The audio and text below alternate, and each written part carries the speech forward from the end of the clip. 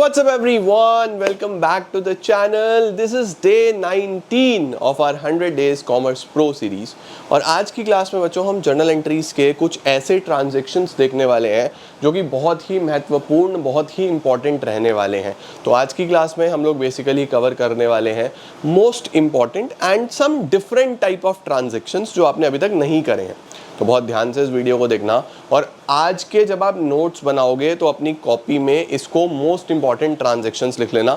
आपके एग्जाम में इसमें से बहुत कुछ एज इट इज़ फंसेगा, तो बहुत ध्यान से सीख लो। डे 19 पे आ गए हैं, जर्नल ऑलमोस्ट एंडिंग पे है। आई थिंक 2 क्लासेस और लेगा और ख़त्म हो जाएगा। तो चलिए जल्दी से शुरू करते हैं और कंप्लीट करते हैं हमारी जर्नल एंट्रीज। Let's begin.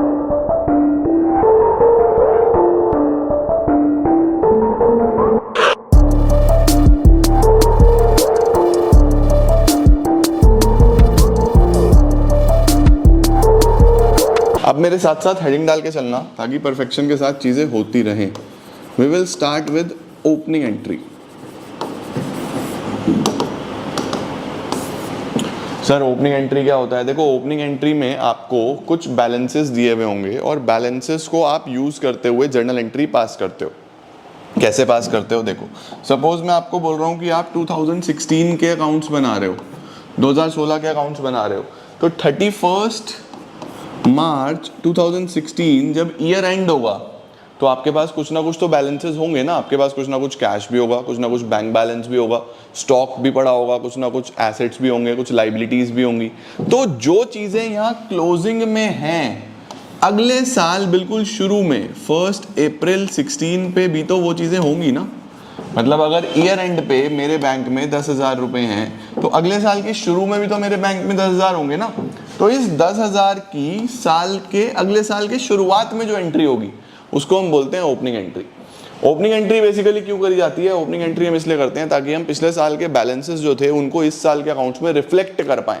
तो ओपनिंग एंट्री करने का क्या तरीका है? हेडिंग डाल देंगे, फटाफट से एंट्री लिखेंगे,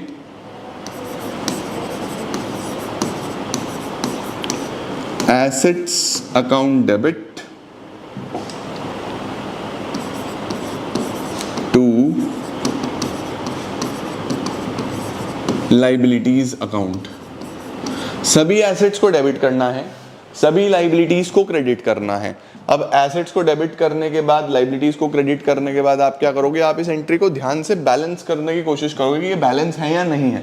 अब सपोज एसेट्स में तो 10 रुपीज आ रहे हैं और लाइबिलिटीज में 8 आ रहे हैं, तो क्या क्रेडिट साइड में 2 का डिफरेंस आ रहा है? इधर 10 इधर 8, इधर डिफरेंस आ गया ना। तो अगर डिफरेंस क्रेडिट में आए तो वहां पे आप वर्ड यूज करोगे कैपिटल। ठीक है, अगर डिफरेंस क्रेडिट में आए तो वहां पे आप क्या यूज कर रहे हो? कैपिटल अकाउंट यूज कर रहे हो। और अगर यही डिफरेंस डेबिट में आ रहा हो, पहले इसको नोट डाउन कर लो, अगर यही डिफरेंस डेबिट में आ रहा हो कि सपोज आपने एंट्री करी एसेट्स टू लाइबिलिटीज और यहाँ पे आपका 18 है और ऊपर 10 है, तो अब क्या होगा? डेबिट में डिफरेंस आ रहा है। डेबिट में कितना डिफरेंस आ रहा है? डेबिट में 8 रुपए का डिफरेंस आ रहा है। तो डेबिट में आए तो आप यहाँ पे यूज करोगे गुडविल, ये याद रखना। ठीक है, इसका मतलब क्या है बेटा जी? जब आप ओपनिंग एंट्री करते हैं तो ओपनिंग एंट्री तो यही होगी, assets account debit to liabilities account. अब डिफरेंस अगर इधर आया तो यहाँ के लिए आप गुडविल डेबिट कर देना, और अगर इधर आया तो यहाँ के लिए आप कैपिटल क्रेडिट कर देना। ऐसे ये ओपनिंग एंट्री होती है, इसको नोट डाउन करो। अब इसके बाद हम लोग अगर बात करें कि अब हमें यहाँ पे एग्जाम्पल के थ्रू समझने की कोशिश करते हैं। फॉर एग्जाम्पल आपको लिखा है cash 20,000, bank 60,000, bank loan 1 lakh, creditor 50,000, debtor 8,000, machinery 12,000। और आपको आ गया कि अब ओपनिंग एंट्री करके दिखाओ। ठीक है, आपको कहा गया ओपनिंग एंट्री करो, तो आपको क्या करना है, इसमें देखना है कि कौन कौन से एसेट्स हैं। ये एसेट, ये एसेट, ये एसेट और ये एसेट, ये हमारे पास एसेट्स हैं, और बैंक लोन और क्रेडिटर ये मेरी लाइबिलिटी है। तो एंट्री बनेगी एसेट्स डेबिट टू लाइबिलिटीज। तो एंट्री करोगे आप cash account debit, cash account debit, bank account debit, debtor account debit, सभी एसेट्स को डेबिट करना है। मशीनरी अकाउंट डेबिट,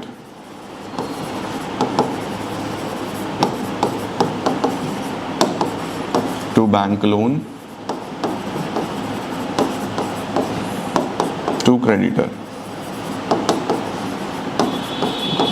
कैश हो गया 20,000, बैंक हो गया 60,000, डेटर हो गया 8,000, मशीनरी हो गई 12,000, बैंक लोन 1 लाख, क्रेडिटर 50,000। अब आपको क्या करना है, आपको देखना है क्या ये दोनों साइड मैच कर रहे हैं। तो अगर देखा जाए 60 और 20 80, 80 और 20 1 लाख, इधर तो आ रहा है 1 लाख, और क्रेडिट साइड में आ रहा है 1,50,000, डिफरेंस आ रहा है, इधर 1 लाख, इधर 1,50,000, तो इधर 50,000 कम है ना।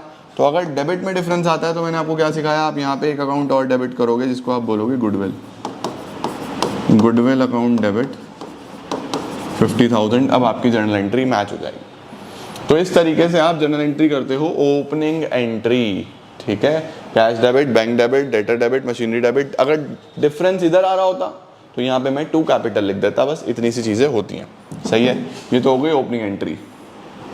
अब कुछ और स्पेशल ट्रांजैक्शंस, जैसे कि सबसे पहले आप एंट्री सीखो बैड डेट्स की। सबसे पहले आप एंट्री कौन सी सीखने वाले हो, बैड डेट्स। अब सपोज मैं एज्यूम करता हूँ कि मुझे चिंटू से 10,000 रुपये लेने थे और उसने दे दिए, ठीक है। मुझे चिंटू से 10,000 लेने थे, उसने दे दिए, तो आप क्या एंट्री करते हो, आप एंट्री करते हो cash debit, cash account debit to Chintu's account, 10,000 10,000। देखो ऐसा होगा, cash account debit to Chintu's account आपने रिसीव कर लिए, ठीक है। अब कई बार ये होता है कि मुझे किसी से पैसा लेना है और वो नहीं दे पाया, वो इंसॉल्वेंट हो गया, वो भाग गया, बीमार है, उसकी डेथ हो गई, उसने पैसा नहीं दिया। तो मुझे किसी से पैसा लेना है, वो नहीं दे पाया, तो हमारा लॉस है, उसको हम बैड डेट्स बोलते हैं। और रूल्स क्या सिखाते हैं, debit what comes in, debit the receiver, debit all expenses losses. तो यहाँ पे थर्ड रूल के हिसाब से लॉसेस डेबिट होना चाहिए। तो मैं क्या करूँगा, मैं यहाँ पे जब एंट्री पास करूँगा बैड डेट्स की, तो मैं बैड डेट्स को डेबिट करूँगा, bad debts account debit to जिससे पैसा लेना है, डेटर अकाउंट। इसका मतलब अगर पैसा मिल जाता है, किसी से भी आपको पैसा लेना हो, वो मिल जाता है, तो एंट्री ये बनती है cash account debit to Chintu's account. नहीं मिलता तो कैश की जगह हम क्या यूज करते हैं, बैड डेट्स। आई होप आप लोग रिलेट कर पा रहे होगे और समझ आ रहा होगा। तो बैड डेट्स की जब जर्नल एंट्री करनी हो तो एंट्री क्या बनेगी, bad debts account debit to debtor account, ठीक है। Number 3, bad debts recovered. अगर बैड डेट्स रिकवर हो जाए, बैड डेट्स रिकवर हो जाए मतलब कि किसी से पैसा लेना था, वो नहीं दे पाया, अब 5-7 साल बाद उसने सडनली पैसा दे दिया, उसके अंदर एक भाव जागा कि मुझे किसी के पैसे देने हैं, दे देने चाहिए, और उसने हमारे पैसे दे दिए, पैसा मिल गया हमें, तो पैसा आ रहा है, debit what comes in, cash या बैंक जो भी आपको डेबिट करना होगा डेबिट कर देना, कैश अकाउंट डेबिट टू, यहाँ ध्यान रखना 2 में क्या लिखना है आपको, बैड डेट्स रिकवर्ड, क्योंकि ये आपका यहाँ पे फायदा हो रहा है, पैसा मिल रहा है जो मर गया था, credit all incomes and gains के हिसाब से। एंट्री बनेगी cash account debit to bad debts recovered account. Sir हमने यहाँ पे cash account debit to Chintu क्यों नहीं लिखा, बैड डेट्स रिकवर्ड क्यों लिखा? बेटा देखो कॉमन सी बात है कि cash debit to Chintu entry होती है चिंटू से पैसा मिलने की एंट्री, कि चिंटू से पैसा लेना था वो मिल गया। इस बार हमें ऐसा नहीं करना, चिंटू का पैसा तो हम बैड डेट मान चुके थे कि पैसा मर गया, तो हमने कुछ लेना तो था ही नहीं ना, क्योंकि हम मान चुके थे कि पैसा मर गया। तो उस सिनेरियो में हम बैड डेट्स रिकवर्ड लिखते हैं कि सडनली मेरा फायदा हो गया, मुझे पैसा मिल गया, ठीक है। तो ये एंट्री नहीं होती, एंट्री ये होती है cash account debit to bad debts recovered account, ठीक है। इसके बाद अब आपको एंट्रीज करनी है 4 इंपॉर्टेंट, 4, 5, 6, 7। मैंने अकाउंटिंग इक्वेशन पढ़ाया था, तब भी आपको बोला था ये 4 शब्द बहुत इंपॉर्टेंट हैं। कौन कौन से? आउटस्टैंडिंग एक्सपेंसेस,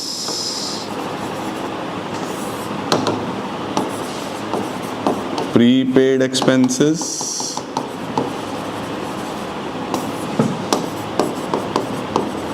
accrued income,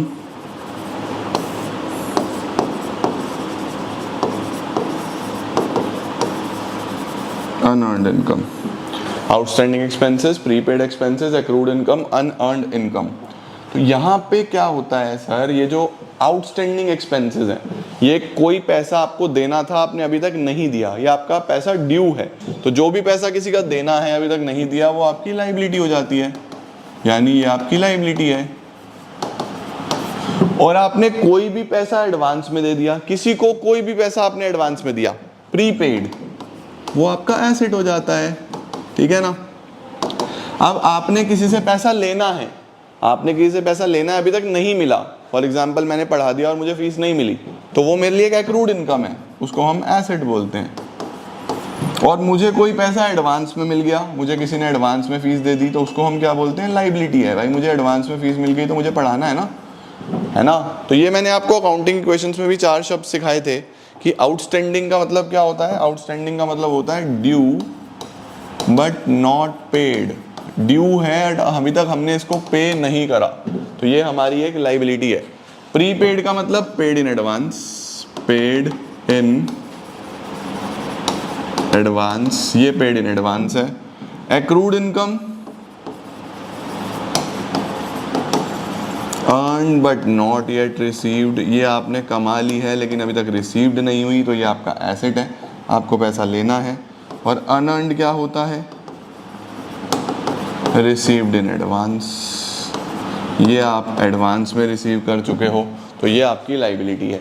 तो अब आपको पता होना चाहिए, अभी मैंने आपको ऊपर भी बताया था कि सारे एसेट्स को डेबिट करना है और सारी लायबिलिटीज को क्रेडिट करना है। एसेट सब डेबिट होते हैं, लायबिलिटी सब क्रेडिट होती है। तो देखो ये लायबिलिटी है ना, तो ये क्रेडिट होगा टू आउटस्टैंडिंग एक्सपेंस। बड़ा बेसिक तरीके से समझा दूंगा तो मैं एकदम क्लियर हो जाएगा। ये एसेट है, ये डेबिट होगा, एसेट्स का नेचर डेबिट होता है। प्रीपेड एक्सपेंस डेबिट, ये भी एसेट है, डेबिट होगा। एक्रूड इनकम डेबिट, ये लायबिलिटी है, क्रेडिट होगा टू अनअर्न्ड इनकम। देखो कितना आसान, मैंने क्या करा, सिर्फ नेचर पकड़ लिया, जो एसेट है उसको डेबिट कर दिया, जो लायबिलिटी है उसको क्रेडिट कर दिया, नेचर कर दिया। अब दूसरी साइड क्या लिखूं सर? दूसरी साइड इनकम या एक्सपेंस का नाम लिख दो, ठीक है। जैसे फॉर एग्जांपल ये एक्सपेंसेस के लिए है ना, तो डेबिट में क्या लिखूं? एक्सपेंसेस लिख दो, expenses account debit. For example salary outstanding था, तो एंट्री बनेगी salary debit to outstanding salary. For example prepaid expense था, तो एंट्री बनेगी prepaid expense debit to expense. For example accrued income था, तो एंट्री बनेगी accrued income debit to income, ये इनकम के लिए है तो इनकम लिख दो। फॉर एग्जांपल अनअर्न्ड इनकम है, ये भी इनकम के लिए है, तो यहाँ पे भी इनकम को डेबिट कर दो, ठीक है।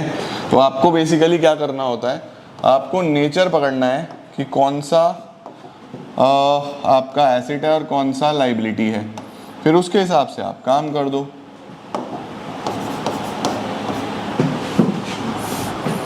दूसरी तरफ इनकम या एक्सपेंसेस शो कर दो। तो ये एक तरीका है outstanding, prepaid, accrued, unearned show करने का, जिससे आप सीधा सीधा एंट्री पास कर सकते हो, ठीक हो गया।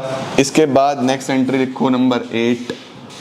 एंट्री नंबर 8 हेडिंग डाल दो डेप्रीसिएशन। डेप्रीसिएशन का क्या मतलब होता है सर? डेप्रीसिएशन का मतलब होता है जब किसी भी फिक्स एसेट की वैल्यू कम हो रही होती है। मतलब आप कोई भी मोबाइल फ़ोन लो, मैंने ये माइक बाय करा, अब ये डे टू डे मैं यूज़ कर रहा हूँ, तो इसकी वैल्यू कम होती जा रही है, जितने का खरीदा था उतने का नहीं बिकेगा ये। मैंने कैमरा बाय करा, डे टू डे इसकी वैल्यू कम होती जा रही है, तो वैल्यू को कम होने को हम डेप्रीसिएशन बोलते हैं, ठीक है। डेप्रीसिएशन एक लॉस हो रहा है एक बिजनेस के लिए, वैल्यू कम होती जा रही है और सभी एक्सपेंसेस लॉसेस डेबिट होते हैं, तो हम लिखते हैं डेप्रीसिएशन अकाउंट डेबिट टू किसकी वैल्यू कम हो रही है? एसेट की, तो हम लिख देंगे depreciation account debit to asset account. For example furniture था तो depreciation account debit to furniture, machinery थी तो depreciation account debit to machinery, सीधा सीधा आपका काम हो जाता है। अच्छा जी, डेप्रीसिएशन के बाद हमारे पास जो एंट्री आती है वो आती है इंटरेस्ट ऑन कैपिटल।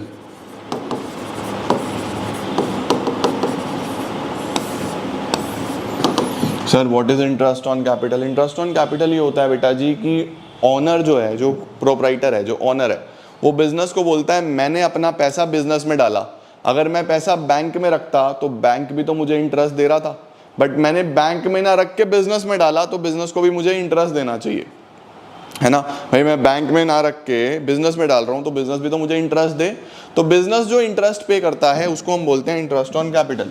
बिजनेस के लिए ये खर्चा है, हम बिजनेस की बुक्स बना रहे हैं, सभी खर्चे डेबिट होते हैं, तो एंट्री बनती है interest on capital account debit, और ओनर को दिया गया है उसका कैपिटल अकाउंट बढ़ जाएगा तो to capital. Interest on capital account debit to capital account, ये इंटरेस्ट ऑन कैपिटल की एंट्री होती है। 10th और लास्ट एंट्री जो हम आज सीखने वाले हैं वो है इंटरेस्ट ऑन ड्रॉइंग्स।